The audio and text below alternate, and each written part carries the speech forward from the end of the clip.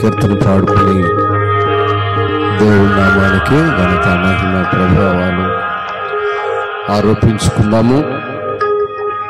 ఈ దినము ప్రత్యేకంగా ఈ కీర్తనలో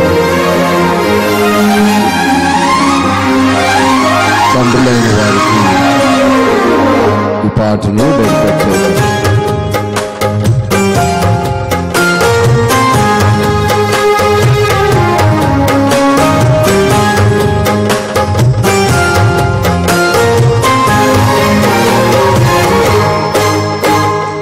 కరుణా సంపన్నుడా, ధీరుడా, సుకుమారుడా, నీ ప్రభావ మహిమలని నిరంతరం నేను ప్రకటించదా.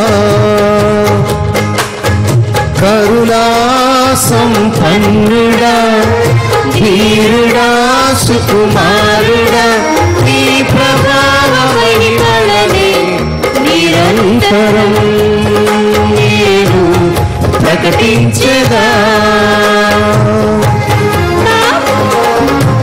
నా పైన ప్రేమ చూపించి నా కొరకు త్యాగమైతివి నా యేసయ్యా. సాత్వికుడా, నీకోసమే నా జీవితం, నీకోసమే నా జీవితం. కరుణా సంపన్నుడా, ధీరుడా, సుకుమారుడా, నీ ప్రభావ మహిమలని నిరంతరం నేను ప్రకటించదా.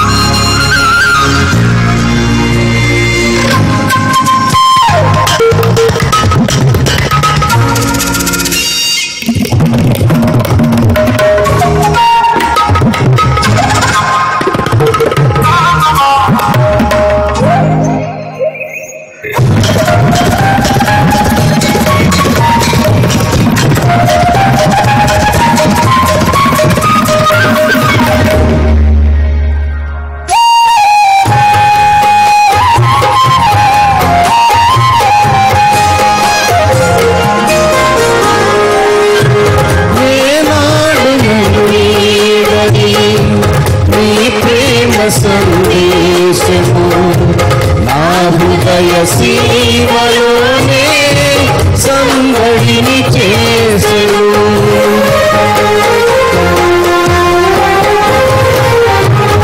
ఏనాడు నన్ను వీడని నీ ప్రేమ సందేశము నా హృదయ సీమలోనే సందడిని చేసెను.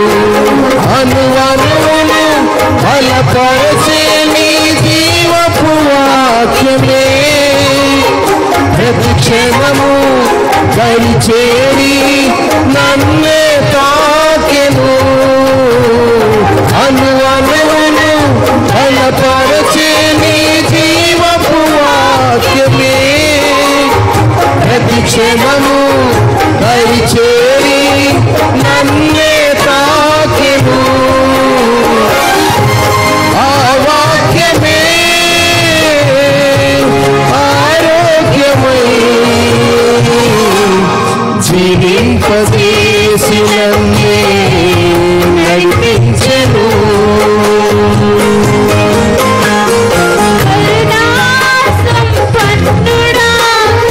ధీరుడా, సుకుమారుడా, నీ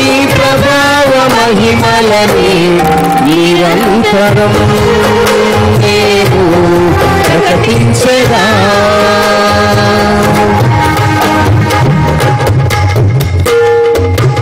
ఈ వింత లోకంలో నీ చెంత చేరుతుంది, ఎనలేని ప్రేమలో ఆదరణ పొందుతుంది. నీ కృపలో నిలుపున్నది నీ ప్రేమ పొంద.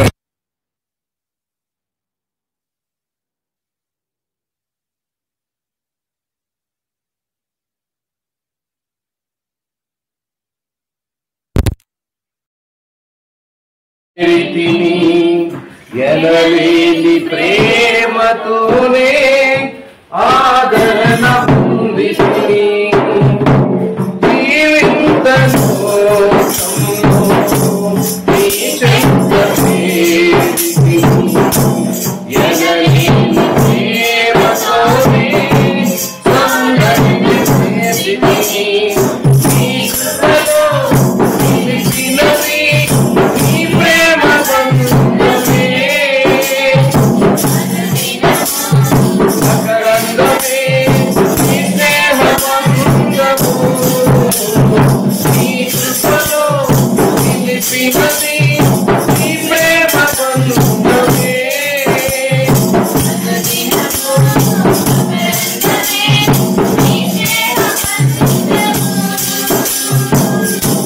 ఆ ప్రేమలోనే కడవరకు నన్ను నడిపించుమా. స్థిరపరచుమా.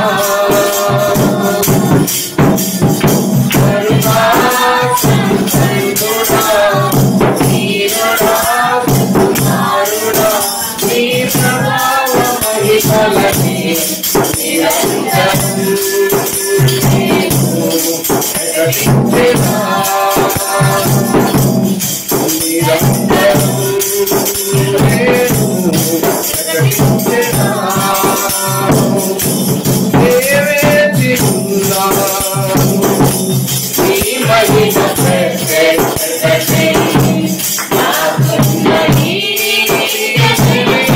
సన్నిధిలో నిలిచినది. దేవేచి ఉన్నాను నీ మహిమ ప్రకటనకై. నాకున్న ఈ సన్నిధిలో నిలిచినది. నిర్మించే హృదయ నగరములో వెలవిల్లి వెలుగు ఆరాధించుటకు నా కోసం నిర్మించే హృదయ నగరములో వెలవిల్లి వెలుగు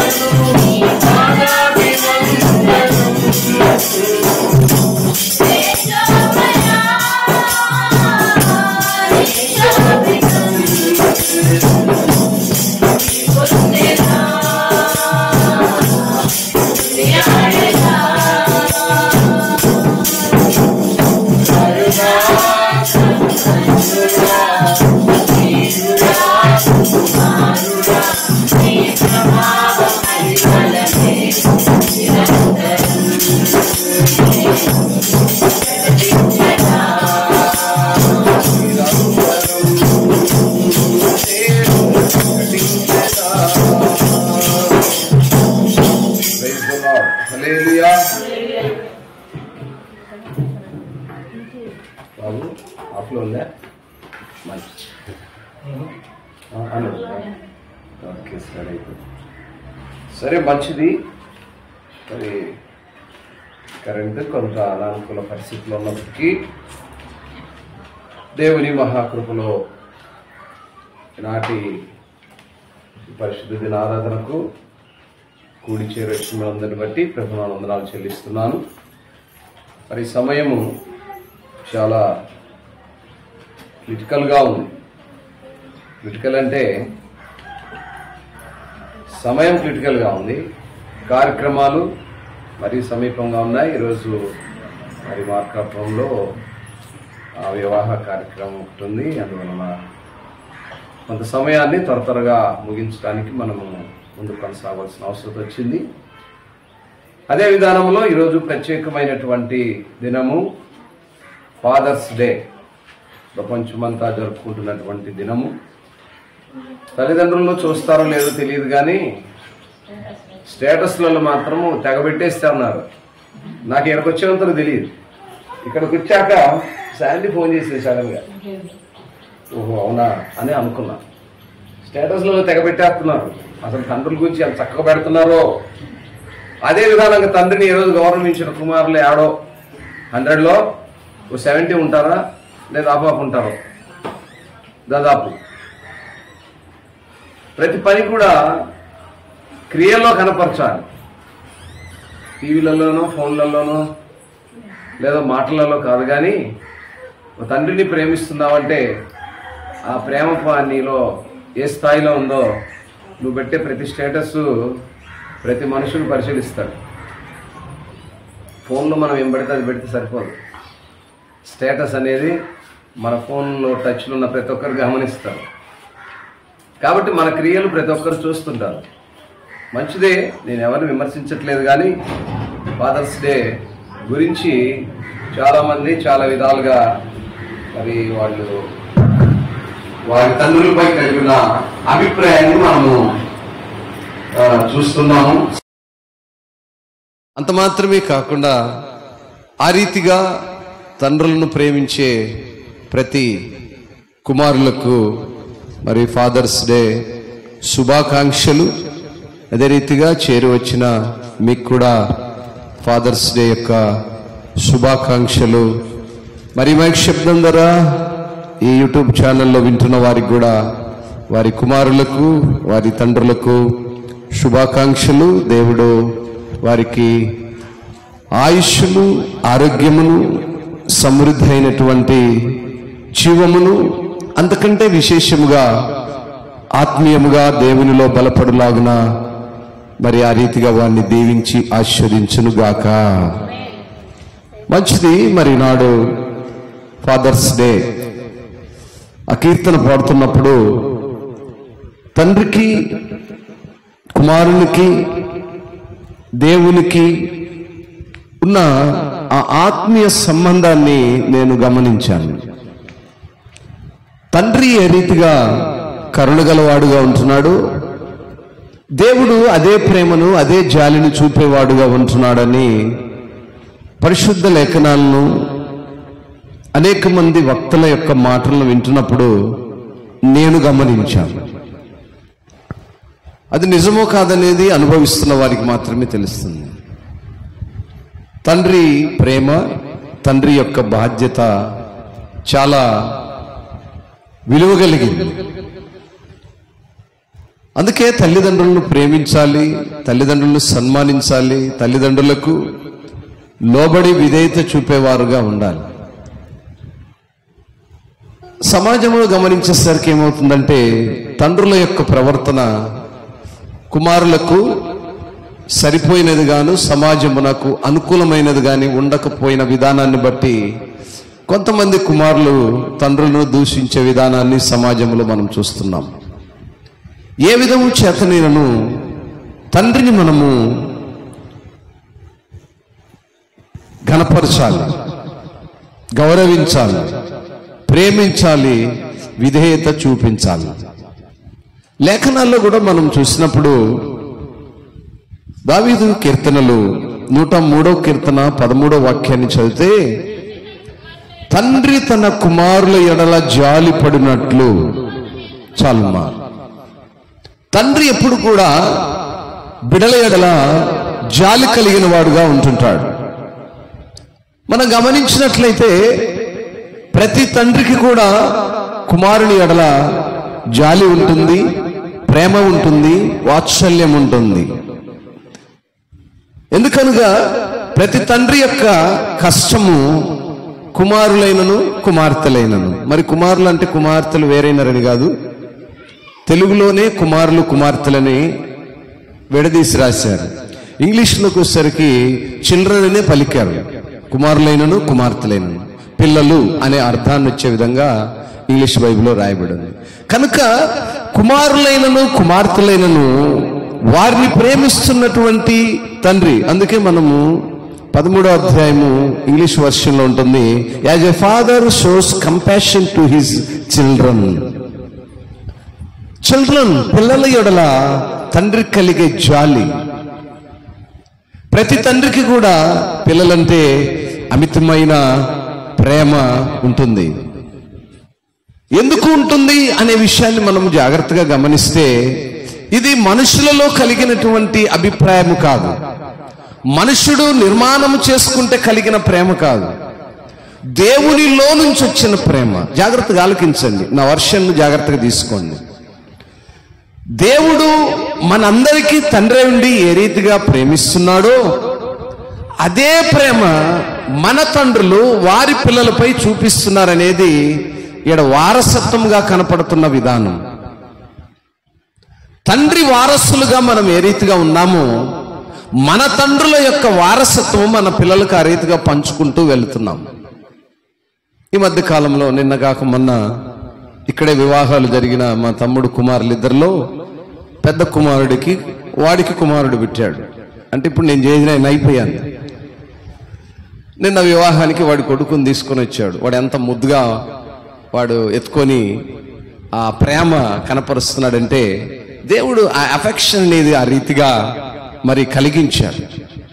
ఎందుకు ఇలా వచ్చింది అంటే, మనుషుల్ని దేవుడు నిర్మాణం చేసుకున్నప్పుడే అన్నాడు, నేను మిమ్మును నా రూపములో చేసుకున్నాను. దేవుడు ఆయన రూపంలో మనల్ని చేసుకున్నాడు గనుక ఆ ఎఫెక్షన్, ఆ వారసత్వం అనేది అలా కొనసాగుతూనే ఉంది. ఆ ప్రేమ మాత్రమే కాక ఆ పుట్టుకలో కూడా ఆ కంపేరింగ్ కూడా, ఆ తండ్రి ఏ రీతిగా ఉన్నాడో కుమారుడు, తల్లి ఏ రీతిగా ఉందో అలాగే కుమార్తె లేదా కుమారుడు జన్మించడం అనేది కూడా నిజంగా అది పెద్ద మెరికల్, అవునా కదండి? తండ్రి ఏ రీతిగా ఉన్నాడో అదే రీతిగా కుమారుడు, తల్లి ఏ రీతిగా ఉందో అదే రీతిగా కుమార్తె ఆ తల్లి గర్భంలోనే జన్మించడం అనేది ఇట్స్ ఎ వెరీ మెరకల్.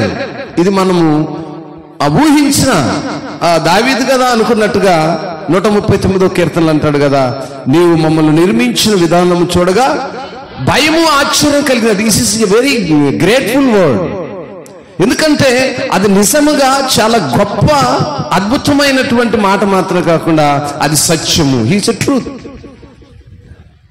ఎందుకనగా దేవుడు ఇక్కడ ఈ మాటను మనం గమనించినప్పుడు 13వ వాక్యంలో ఉంటుంది, తండ్రి తన కుమారుల ఎడల జాలిపడినట్లు యెహోవా యందు భయభక్తులు గలవారి ఎడల జాలిపడును. చాలా లింక్తో కూడినటువంటి పదము. సమాజంలో నివాసం చేస్తున్న ప్రతి తల్లికి ప్రతి కుమారుడి మీద ఏ రీతిగా జాలి ఉంటుందో పరమున్న తండ్రికి మనపై ఎటువంటి జాలి ఉంటుంది. అయితే ఈ జాలి ఎవరిపై ఉంటుందన్న మాటనే ఇక్కడ మనం జాగ్రత్తగా ఆలకించాలి. జాలి ఉంటుంది, ఎవరి ఎడల ఉంటుంది, ఎవరి ఎడల ఉంటుంది అనే విషయాన్ని మనం ఇక్కడ గమనించినప్పుడు ఆయన యందు భయభక్తులు కలిగిన వారి ఎడల. హల్లెలూయా. ఈ లోకంలో ప్రతి తండ్రికి 2 లేదా 3 కుమారులు కలిగినప్పుడు ఎవరి ఎడల తండ్రికి జాలి ఉంటుంది? విధేయత కలిగిన బిడ్డల, కనికరము కలిగిన బిడ్డల, తండ్రి మాటకు లోబడి విధేయతో నడుచుకునే బిడ్డల ఆ తండ్రికి విపరీతమైన జాలి ఉంటుంది. దాన్ని తీసుకొని అన్నదమ్ములు ఇద్దరు గొడవ పడతారు. నీకు పెద్దోడు అంటే బాగా ఇష్టం లేదు, నేనంటే ఇష్టం లేదు. ఇష్టం ఉంటుంది, కానీ దేని బట్టి ఉంటుంది? వాని యొక్క ఒబీడియన్స్ను బట్టి ఆ తండ్రికి ఆ కుమారుని ఎడల జాలి ఉంటుంది. జాగ్రత్తగా ఆలకించాలి. ఈరోజు సమాజంలో నివాసం చేస్తున్న ప్రతి స్త్రీ, పురుషుడు లేదా యవ్వనుడు, వృద్ధుడు, మరెవరైనా కావచ్చు, వారందరూ కూడా దేవుని పిల్లలే. దేవుని పిల్లలైన వారు దేవుని యొక్క ప్రేమను పొందిన వారికే ఆయన జాలిని మనం పొందుకోగలుగుతాం, ఆయన ప్రేమను పొందుకోగలుగుతాం, ఆయన కుమారుడుగా కుమార్తెగా జీవింపగలుగుతాం. ఇది చాలా మంది గ్రహించట్లే. చాలా మంది ఎంతవరకు ఏమనుకుంటున్నారంటే, ఏదో పుట్టాము, దినములు జరుగుతున్నాయి, దినాలు వెళ్ళిపోతున్నాయి, దేవునికి మాకు ఎలాంటి సంబంధం లేదు, దేవుడు అని ఆయనతో మాకు ఎలాంటి సంబంధం లేదు. మా తండ్రి నాకు జన్మనిచ్చాడు, నేను ఇంకొకడికి జన్మనిచ్చాను, వాడి పిల్లలకి జన్మనిచ్చుకుంటున్నారు, దినాలు ఇలా కొనసాగుతున్నాయని మాత్రమే మనుషుడు గ్రహిస్తూ ఆ దినముగా వెల్లగిస్తున్నాడు. దినములు ఆ రీతిగా వెల్లగించుకుంటూ వెళ్ళిపోతున్నాడు. కానీ ప్రాముఖ్యమైన విషయం ఏంటంటే, సమాజాన్ని మనకు కళ్ళ ముందుంచాడు దేవుడు. దేవునికి, తండ్రికి, కుమారునికి ఉన్న వ్యత్యాసాన్ని చాలా క్లుప్తంగా ఒక్క మాటలో తెలియజేశాడు. నీ కుమారుని ఎలా ప్రేమిస్తున్నావో, నీ కుమారుని నీకు ఎటువంటి జాలి ఉందో, అదే రీతిగా నా కుమారుడు అయిన నిన్ను నేను జాలి పడుతున్నాను, ప్రేమిస్తున్నాను వాక్యం సెలవిస్తుంది. అంటే దేవుని ప్రేమ ఒక తండ్రి కుమారుని ఎడల ఏ రీతిగా కనపరుస్తున్నాడో, దేవుడు ఆయన పిల్లలైన వారి ఎడల, హల్లెలూయా, అందుకన్నాడు ఆయన యందు భయభక్తులు కలిగిన వారు అన్నాడు. అంటే ఇప్పుడు ఒక తండ్రికి 2 కుమారులు పుట్టారండి కదా, 2 లేదా 3 ఉంటారు, ఇద్దరినే అనుకుందాం. ఒకడు తండ్రికి విధేయత చూపేవాడు, మరొకడు తండ్రి యొక్క మాటను లెక్క చేయనివాడు. ఇప్పుడు తండ్రి ఎవరిని ప్రేమిస్తాడు? విధేయత చూపిన వాడినే ప్రేమిస్తాడు. అందుకని విధేయత చూపిన వాడు కుమారుడు కాడా? కుమారుడే. కానీ జాలి ఎవరిపై ఉంటుంది? విధేయత కలిగిన వారి ఎడల. ఈరోజు సమాజంలో నివాసం చేస్తున్న మనము దేవుని ఎడల మన విధేయత ఏ రీతిగా ఉంది? దేవుణ్ణి మనం ఎలా ప్రేమిస్తున్నాము? దేవుని పక్షమున మనకున్న భయము భక్తి ఏ రీతిగా ఉంది? దేవుడు ఒక తండ్రి కుమారుని ఎడల పడుతున్న జాలి, దేవుడు మనపై జాలి చూపే విధేయత కలిగిన వారుగా మనం ఈరోజు నివాసం చేస్తున్నామా? ఆ ప్రియ దేవుని సంగమా, దేవుని వాక్యము ప్రకటిస్తుంది, తండ్రి ఎడల నీకున్న జాలి లేదా కుమారుని ఎడల నీకున్న జాలి, దేవుని ఎడలను ఆ విధమైన విధానంలో నివాసం చేస్తున్నావా? దేవుని నుంచి నువ్వు పొందుకునేటువంటి ఆ జాలిని, కరుణను పొందుకోవడానికి నీలో ఉన్నటువంటి ఆ క్రియలేంటి? కీర్తనకారుడు అంటున్నాడు, తండ్రి తన కుమారుల ఎడల జాలి పడినట్లు యెహోవా తన యందు భయభక్తులు గల వారి ఎడల జాలిపడును. ఆ 2వ మాటను కూడా చదువుదాం. మనము నిర్మింపబడిన రీతి ఆయనకు తెలిసే ఉన్నది, మనము మంటివారమని ఆయన జ్ఞాపకము చేసుకొనుచున్నాడు. ఏమండి, మనుషుల్ని ఎవరు నిర్మించాడు? ఎవరిని అడిగిన ఏమంటారు? మా తల్లి గర్భంలో నేను జన్మించాను. మరి నీ తల్లి ఎవరి నుంచి జన్మించింది? వాలి తల్లి గర్భములో జన్మించింది. మరి ఆమె ఎవరి నుంచి జన్మించింది? మొత్తానికి దీనికి ఒక స్టార్టింగ్ బేస్ అనేది ఉంది. ఆ తల్లికి పునాది ఎవరు? దేవుడు. అంటే సృష్టికి పునాది దేవుడు అనేవాడు ఉన్నాడు. అక్కడి నుంచి ప్రారంభమైన యొక్క వ్యవస్థ కొనసాగుతుంది. అయితే ఇప్పుడు సమాజం ఏమైందంటే, సృష్టికి కర్తను మర్చిపోయి సృష్టిని పూజించే దినాలు ప్రారంభమైనాయి. అందును బట్టే ఈరోజు చాలా మందిని చూస్తే మనిషిని పూజిస్తున్న దినాలను మనం చూస్తున్నాం. మనిషిని పూజిస్తున్నాడు అంటే ఏంటి? మనిషిని నిర్మించాడా? మనిషిని ఎవరు నిర్మించాడు? దేవుడు నిర్మించాడు. దేవుడు నిర్మిస్తే సృష్టికి కర్త అయిన దేవుని పక్కనుంచేసి మనిషి పూజించే దినాలు ప్రారంభమైనాయి. ఇది అతి విధేయత. విధేయత ఉంటే పర్వాలేదు, కానీ అతిగా ఉన్నా కూడా ప్రాబ్లమే. ఏమండి, ఆకలి అవుతుందని చెప్పి 2 బొచ్చెలు అన్నం తినగలమా? కడుపుకి ఎంత పడితే అంతనే తినగలం. శృతి మించి తిన్నామనుకో ఊపిరాడక అది ఇంకా రకరకాల రోగాలకు దారితీస్తుంది. కనుక విధేయత కలిగిన వారముగా ఉండాలి. ఆ విధేయత ఎలా ఉండాలి అంటే, మనము నిర్మింపబడినటువంటి రీతిని ఎరిగిన వారముగా ఉండాలి.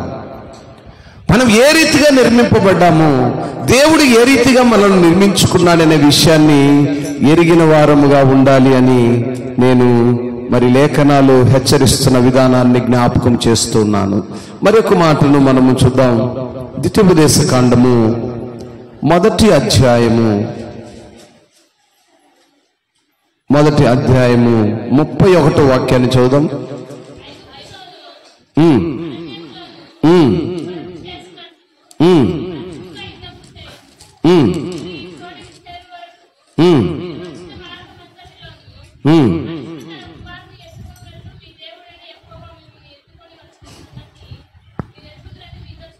చాలు.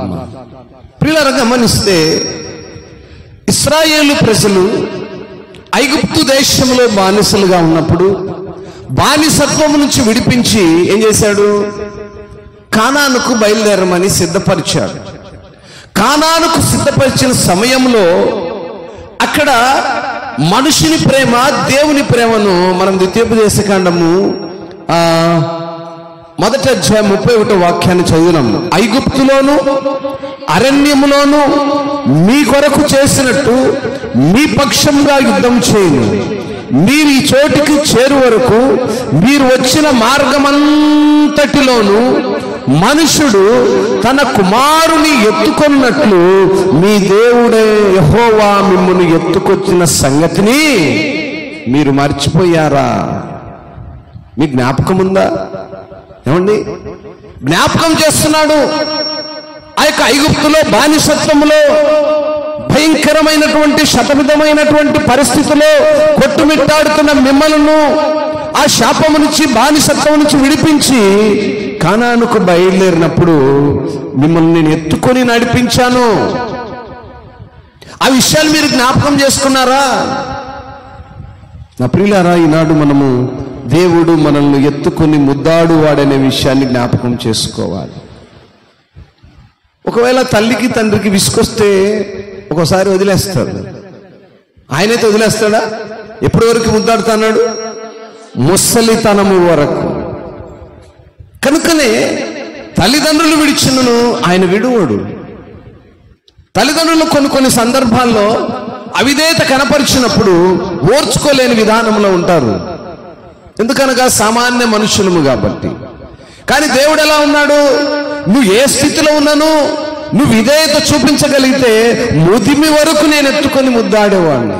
అందుకే జ్ఞాపకం చేసుకోండి, మీరు అరణ్యంలో ప్రయాణం చేస్తున్నప్పుడు మీ పక్షముగా యుద్ధం చేసి మిమ్మల్ని ఎత్తుకొని వాళ్ళను నేను జ్ఞాపకం చేస్తున్నాను.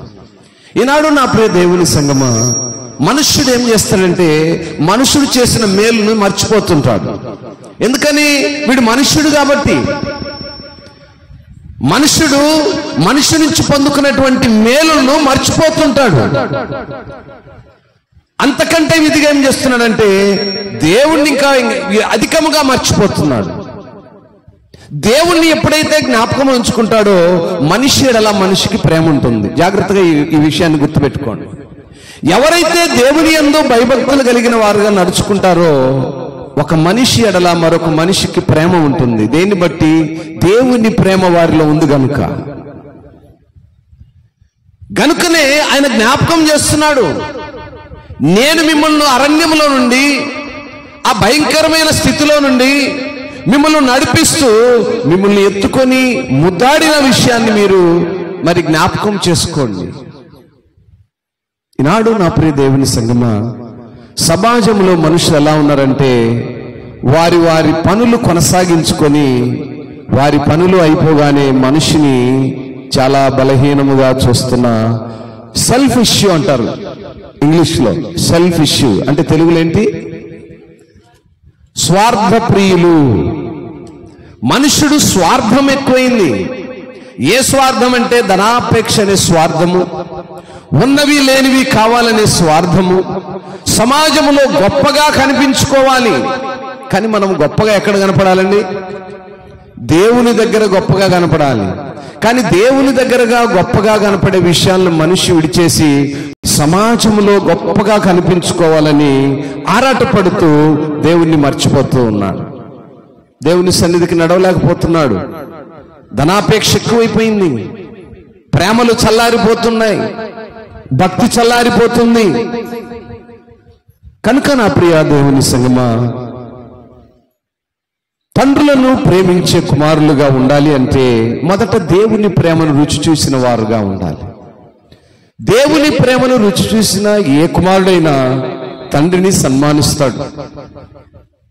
యోహాను సువార్త 16వ అధ్యాయము 32వ వాక్యాన్ని ఒకసారి చూద్దాము.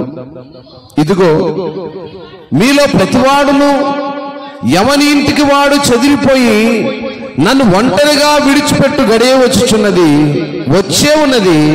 అయితే తండ్రి నాతో ఉన్నాడు గనుక నేను ఒంటరిగా లేను. హల్లెలూయా. ఎవరింటికి వాళ్ళు వెళ్ళిపోతారు. యేసు ప్రభు వారు శిలువకు అప్పగించే ముందుగా పలికిన ఈ సందర్భం మనకందరికి బాగా తెలుసు. అయితే ఆయన చెప్పాడు, అబ్బాయి నేను శిలువకు అప్పగించే ఒక సమయం వస్తుంది. మీరన్నారు, అయ్యా మేము నీతో నివాసం చేస్తామని. మీరు నాతో నివాసం చేయడం పోగా మీరే నన్ను అమ్ముకునే వాళ్ళు మీలో ఒకడు ఉన్నాడు నాయన అని చెప్పి ఆయన చెప్పడం మనందరికీ తెలుసు. అయితే అప్పగించే ముందుగా ఆయన పలికిన ప్రాముఖ్యమైన మాట ఏంటంటే, మీరందరూ నన్ను విడిచిపెట్టి వెళ్ళిపోయినా నేను ఒంటరి వాడిగా ఉన్నా, ఎవరంట, నా తండ్రి నాతో ఉన్నాడు గనుక నేను ఒంటరిగా ఉండను. నా తండ్రి నాతో ఉన్నాడు. కాబట్టి నా ప్రియులారా, దేవుని యందు విశ్వాసం ఉంచిన మనము మన యొక్క విశ్వాసము తండ్రి పడల మనకున్నటువంటి ఆ ప్రేమను కనపరిచే వారముగా ఉండాలి. అయితే ఆ మాటను మనము గమనించినప్పుడు నాకు ఒక సందర్భం గుర్తొచ్చింది. మొన్నటి దినం శాండీకి పెళ్లి చేసి పంపించాము, ఆమె వెళ్ళిపోయింది. నాన్సీకి కూడా ఏదో ఒక దినం చేస్తాము, ఆమె కూడా వెళ్ళిపోతుంది. సరే, డిజైర్కు ఎప్పుడు చేస్తామో ఉంటామో లేదో తెలియదు, కానీ టోటల్గా ఆమె కూడా వెళ్ళిపోయింది అనుకో. ఇప్పుడు తర్వాత మేమేంటి, అమ్మగారు నేను ఒంటరి వాళ్ళం. అందుకే కుమార్తెకు కుమారుడికి ఉన్నటువంటి ఆ వేరియేషన్, చాలా మంది తండ్రులు ఆ యవన కాలంలో బిడ్డలు కలిగినప్పుడు కుమారులు కలగకపోతే అలిగిపోతారట, అలిగెళ్ళిపోతాడట. ఆమెను చూడడానికి కూడా రాడట. తర్వాత వస్తాడు ఎట్టకొట్ట నిదానంగా, ముందరైతే అలిగిపోతాడట. ఎందుకు? కుమారుడు కావాలి, స్వాస్థ్యము, వాడైతే నాకు తోడుగా ఉంటాడు, అండగా ఉంటాడు, ఏదైనా నన్ను ఆపదలో లేదా ఆ చివరి గడియలో నాకు పరిచర్య చేసేవాడుగా ఉంటాడని తండ్రి ఆశపడుతూ ఉంటాడు. కానీ పూర్తిగా ఆడపిల్లలు కలిగిన తండ్రి రివర్స్లో ఆనందపడుతూ ఉంటాడు.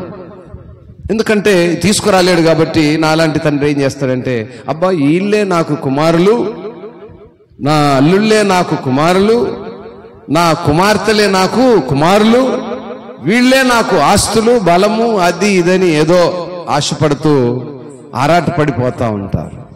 కానీ తండ్రుల విషయంలోకి వచ్చేసరికి, అందుకని లాస్ట్లో గుర్తొచ్చింది, ఎవరు కాదురా నాయన, కుమారులు చూడరు, కుమార్తెలు చూడరు, నీకు తోడుగా ఉండేది ఎవరు? ఈ మాట నాకు గుర్తొచ్చింది. అందుకని అక్కడ ఆయన ఏ మాట అంటున్నాడు, ఒరి నాయనా మీరందరూ నన్ను విడిచేసి వెళ్ళిపోతారు. శిష్యులతో అంటున్నాడు, ఏమంటున్నాడు? నన్ను ఒంటరిగా విడిచిపెట్టే గడియ వచ్చున్నది, వచ్చేయున్నది. అయితే తండ్రి నాతో ఉన్నాడు గనుక నేను ఒంటరిగా లేను. హల్లెలూయా. నా విశ్వాసం కూడా అదే.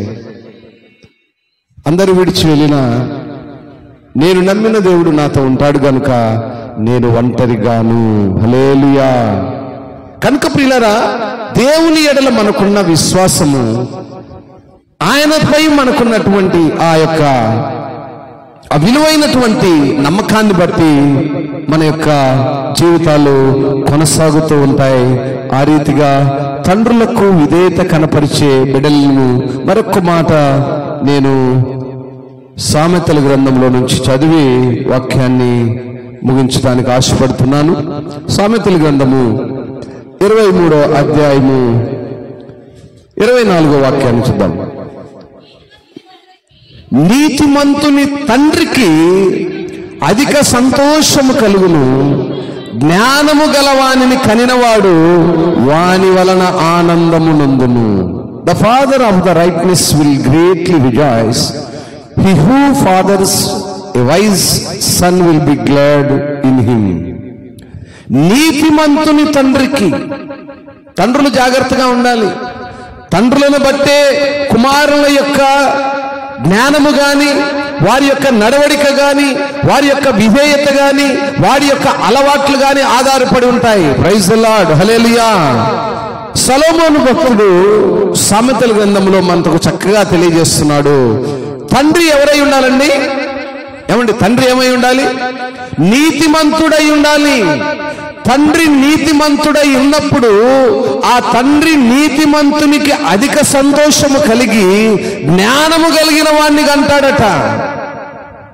జాగ్రత్తగా ఆలకించాలి.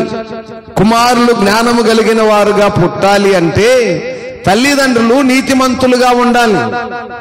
అంటే ఇప్పుడు మేము నీతిమంతులము కాదా, మాకు పుట్టిన కుమారులు జ్ఞానం కలిగిన వారు కాదా అని ప్రశ్నలు నన్ను అడగొద్దు. మనల్ని మనమే ప్రశ్న వేసుకోవాలి. మా కుమారులు నీతిమంతులుగా జ్ఞానము కలిగిన వారా కాదా? జాగ్రత్తగా చాలా విషయాలను మనము బైబిల్లో ప్రతి మాటను వింటున్నాము కానీ క్రియల రూపంలో కనపరచలేకపోతున్నాం. మనం హిస్టరీలోకి వెళ్ళిపోతే రాజ్యాంగ పునాది నుంచి ఈనాడు ప్రపంచ దేశాలు మొత్తం కూడా బైబిల్ హిస్టరీని ఆధారం చేసుకొని నివాసం చేస్తున్నారు. బైబిల్ హిస్టరీ మీద ఆధారపడే కేఏ పాల్ గారని దైవజనుడు ఉన్నాడు, ఇంటర్నేషనల్ స్పీకర్. అటువంటి దైవజనుడు అనేక దేశాల్లో ఉన్నటువంటి ఎన్నో గొడవలను, శాంతి భద్రతలను కనపరిచిన వాడు. ఈనాడు ఆయన కమెడియన్గా చేశారులే, అది వేరే సంగతి. అటువంటి ఘనత కలిగిందంటే ఆయనను బట్టి కాదండి.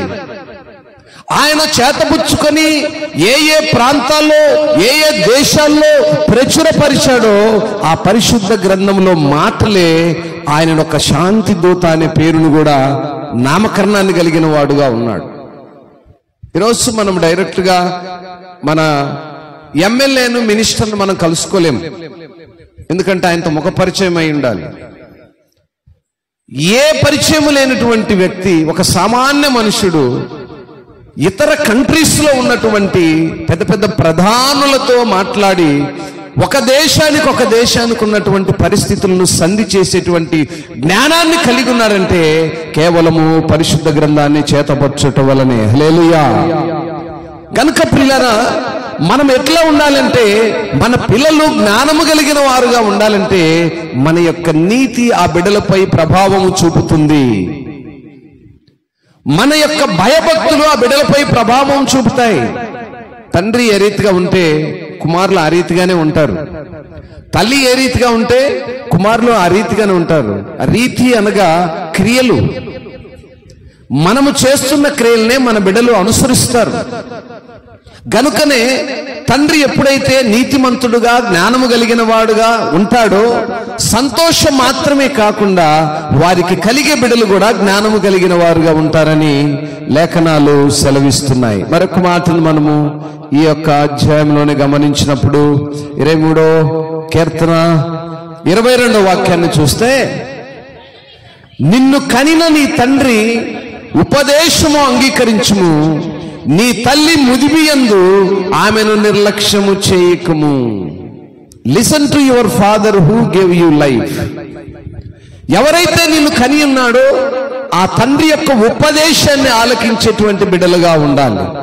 ఈరోజు ఫాదర్స్ డే ప్రపంచంలో జరుపుకుంటున్నటువంటి నా ప్రియ యవన బిడ్డలారా, జాగ్రత్తగా ఆలకించాలి. తండ్రి ఉపదేశమును ఆలకించే బిడ్డలుగా ఉండాలి. వాళ్ళు స్త్రీలైనను, పురుషులైనను, యవనులైనను, బాలులైనను. అందుకొరకే వాక్యం అంటుంది, నిన్ను కనిన నీ తండ్రి ఉపదేశం ఆలకించు. అక్కడ ఆడపిల్ల మగపిల్లోడు అనలేదు సొలొమోను భక్తుడు. మా ఆలకించండి, అక్కడ ఆడపిల్ల మగపిల్లోడు అనే విషయాన్ని చెప్పలేదు. పిల్లలు నిన్ను కనిన యొక్క నీ తండ్రి ఉపదేశాన్ని ఆలకించాలి. దేన్ని బట్టి ఆలకించాలి అంటే దేవుని ప్రేమను వారిలో కనపరచాలి. వారు కనపరిచే తండ్రులుగా ఉంటారు. తండ్రి ఎప్పుడు కూడా దేవుని ప్రేమనే కనపరుస్తాడు. దేవుని ప్రేమ ఎటువంటిది చెప్పాలి? దేవుని ప్రేమ ఎటువంటిది అమ్మా? దేవుని ప్రేమకు తండ్రి ప్రేమకు చాలా దగ్గర సంబంధం ఉంది. దేవుని ప్రేమ ఎటువంటిది?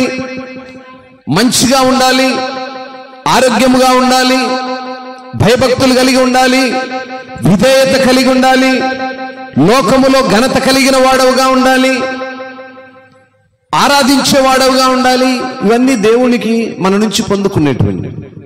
తండ్రి ఏమి కోరుకుంటాడు? నా కొడుకు బాగుండాలి, మంచి ఉద్యోగస్తుడై ఉండాలి, మంచి ధనం కలిగిన వాడై ఉండాలి, మంచి మిద్దెల మేడలు ఉండాలి, అందరిలో మా ఇరుగు పొరుగు వారి కంటే బాగా ఘనత కలిగిన వాడుగా ఉండాలి.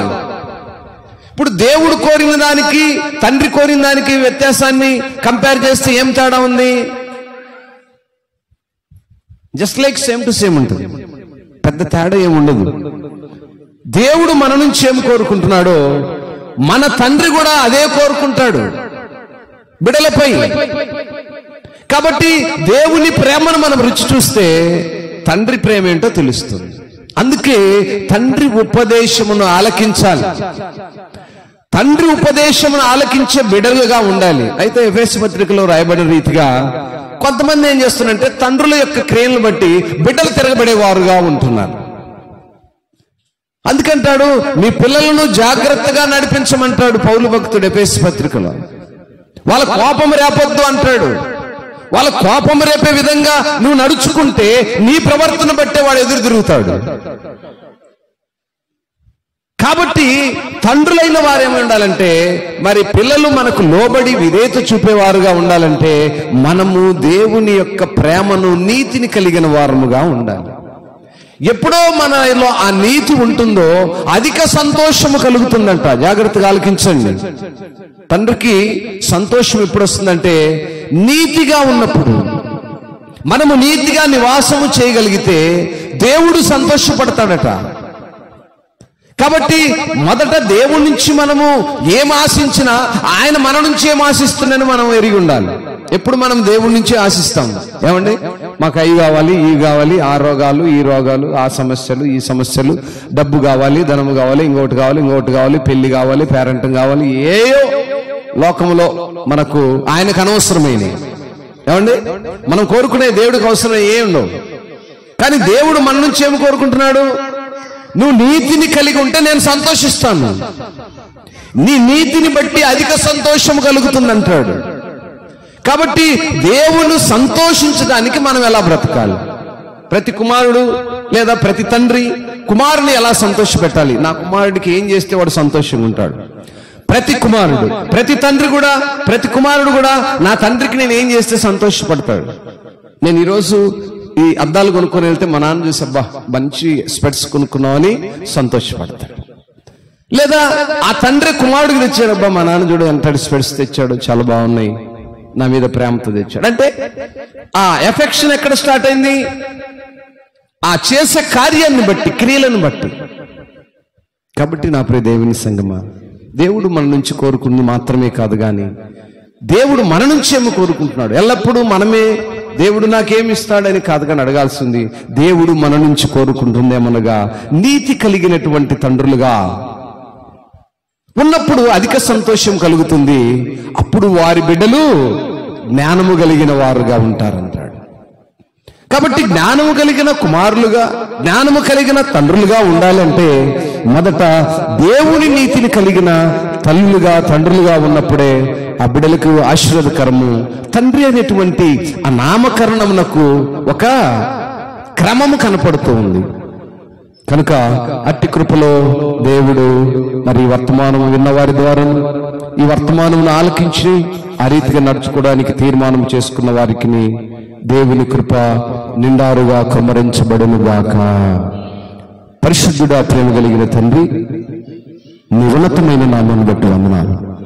ఈ ప్రత్యేక సమయంలో ఫాదర్స్ డే సందర్భంగా నాయన, ఈ తండ్రుల దినోత్సవంలో తండ్రి యొక్క బాధ్యతలు, కుమారుని యొక్క బాధ్యతలు, మీలో మాకున్నటువంటి, మాపై మీరు కోరుకుంటున్నటువంటి అపేక్ష, మాపై మీకున్నటువంటి ఆ తీవ్రమైన ఆవేదన, మేముంటున్న విధానాన్ని ఈరోజు మీరు మాతో మాట్లాడారు. అవును నాయన, మేము నీతి కలిగిన తండ్రులుగా ఉన్నప్పుడు మీరు సంతోషిస్తారు, మా బిడ్డలకు జ్ఞానము సమృద్ధిగా కలుగుతుంది. అవును నాయన, బిడ్డలు కూడా ప్రభు ఆ రీతిగా తండ్రులకు లోబడే కుమారులుగా నివాసం చేయడానికి కృప చూపండి. ఈ రీతిగా తండ్రి, దేశవ్యాప్తంగా ఎంతమంది అయితే తండ్రులు ప్రభు కుమారుల పక్షమును, కుమారుల తండ్రుల పక్షమును ఆ సంతోషమును వెలబుచ్చుకుంటున్నారో అట్టి కృపల బిడ్డలను ఆయుక్తపరచమని నాయన, ఇంకా నాయన మరి వారి యొక్క తల్లిదండ్రుల అపేక్షను, ఆ ప్రేమను మీతో సమకూర్చుకుని మిమ్మల్ని తండ్రిని ఏ రీతిగా ప్రేమిస్తున్నారో అంతకంటే బలముగా మిమ్మల్ని ప్రేమించేటువంటి కుమారులుగా ఉండటానికి కార్యాలు చేయమని, మీ సన్నిధిలో మోకరులే తండ్రులు గాను, మోకరులే కుమారులు గాను, నీతిని అనుభవించే కుమారులు గాను, జ్ఞానమును పొందుకునే కుమారులుగా ఉంటే కృపను దయచేయమని యేసే ఘనమైన నామములో ప్రార్థించి అడిగి వేడుకుంటున్నాము తండ్రి. ఆమేన్.